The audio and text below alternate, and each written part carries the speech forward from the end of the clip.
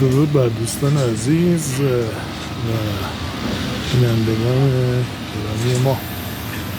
این یه بلوک تقریبا 780 متریه که شروع کردن به بستن فونداسیونش بعد از گودپرداری و احداث میگرش شروع شد برای عملیات اجرای آرماتوربندی فونداسیون. حالا نیت دارم، قصدشو دارم که برای شبکه یوتیوب اینا رو به اشتراک بذاریم، فقط به صورت نمایشی، فقط ما نشون بدیم. حالا این که بخوایم مطالب رو در نظر داشته باشیم و خدمتتون عرض کنیم که توضیحاتی بدم اون شکلی برگزار نمی کنم.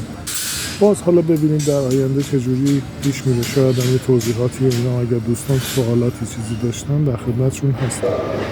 این سری ایرادات داره، هنوز برای رفع ایرادات اقدام نکردیم، فقط خواستم نشونتون بدم که این کار رو بدیم. ممنونم از اینکه چشمای زیباتون رو در اختیار ما گذاشتین و این سفر رو نگاه میکنم.